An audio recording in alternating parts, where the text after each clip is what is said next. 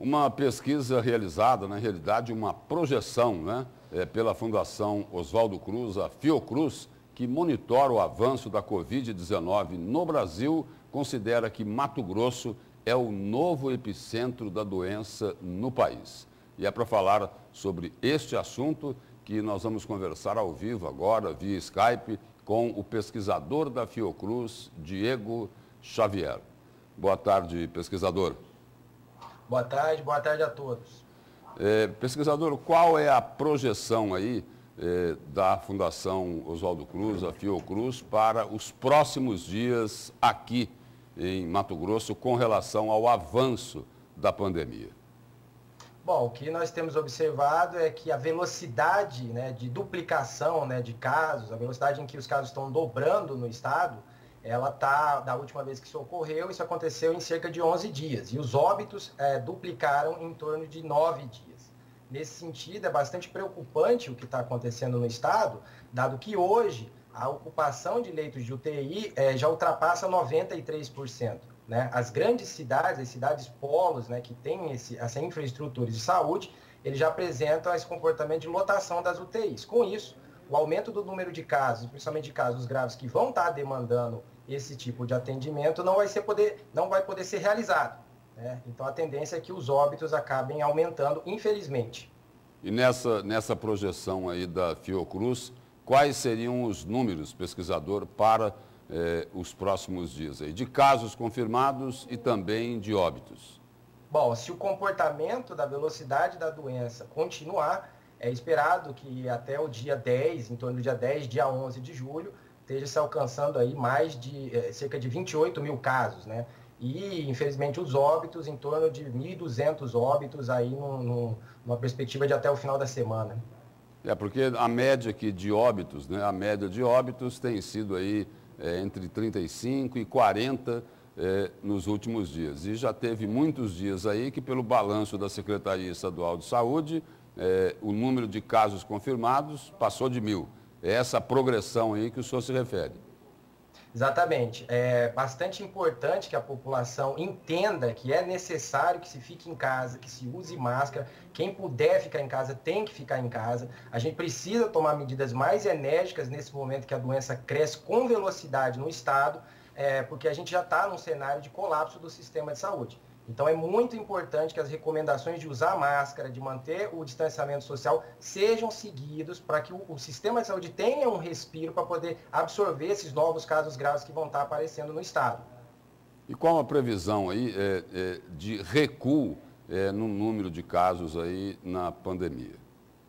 Isso depende diretamente do comportamento da população e da tomada de decisão dos gestores, né, locais, né, e estaduais. Né? Se as pessoas forem para a rua todas ao mesmo tempo agora, provavelmente a gente vai ter um crescimento muito alto da doença, muitos óbitos e depois esse comportamento de descendência. Né? Mas a gente pode controlar esse aumento dos casos tomando essas medidas que são recomendadas, né? De manter o distanciamento social, de usar a máscara, de abrir o comércio, somente o comércio estritamente necessário, porque hoje o Estado atravessa o pior período da sua epidemia.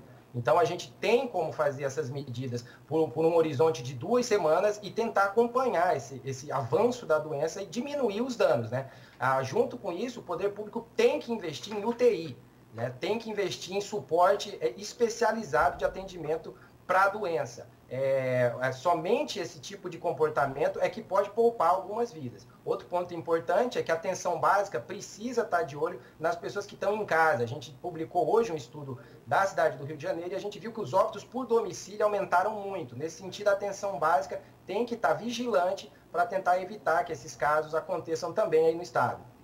Recentemente, aí, medidas de isolamento um pouco mais rígidas foram adotadas na quarentena agora, que o pessoal chama aí de quarentena obrigatória. Agora, para ter resultado, né, tem um período aí de maturação, não é, pesquisador?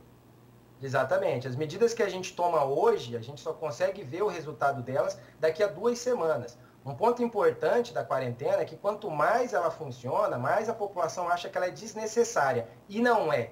Então, tudo que a gente está observando hoje no estado do Mato Grosso é reflexo do que foi feito no passado. Infelizmente, no passado, foi se fazendo o relaxamento sem cuidado, sem atenção, sem testar a população, sem saber aonde o vírus está circulando, sem rastrear os contatos, e isso trouxe esse cenário que a gente encontra hoje no estado. Então, a gente precisa fazer uma quarentena de fato, uma quarentena de verdade, nessas próximas 2 semanas, para daí a gente observar o que vai estar acontecendo mais à frente com relação ao comportamento epidêmico da doença. Tentando interpretar o que o senhor acabou de falar, esse quadro de hoje tem tudo a ver com a falta de planejamento do poder público. Também é o planejamento do poder público, que não aumentou a oferta de leitos de UTI, quando já se sabia que isso ia acontecer no estado. Infelizmente, a doença foi negligenciada por parte do poder público. No dia 17 de junho, foram desabilitados leitos de UTI nas cidades, principalmente nas cidades polo, como a cidade de Rondonópolis, Cáceres, Sorriso.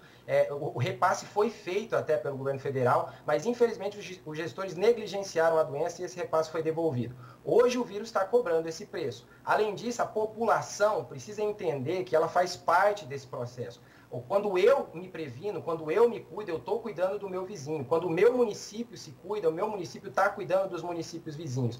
O discurso de união, ele não é retórico, ele é prático. E quanto combater essa doença, a população, os prefeitos, o governador e o governo federal, maior vai ser a possibilidade de a gente poupar vidas nesse momento difícil que a gente vive.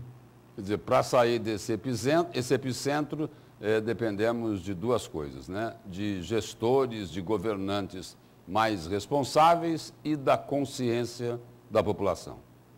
Exatamente. A gente elege os nossos líderes e o líder é aquele que sabe para onde está indo e consegue levar outros com ele, né? Infelizmente é o que a gente não está vendo, né? A gente tem visto muitas medidas isoladas, medidas que não são compartilhadas, uma verdadeira disputa entre municípios e governo estadual e governo federal, e o vírus está se aproveitando exatamente disso para, infelizmente, provocar esse dano incalculável na nossa população.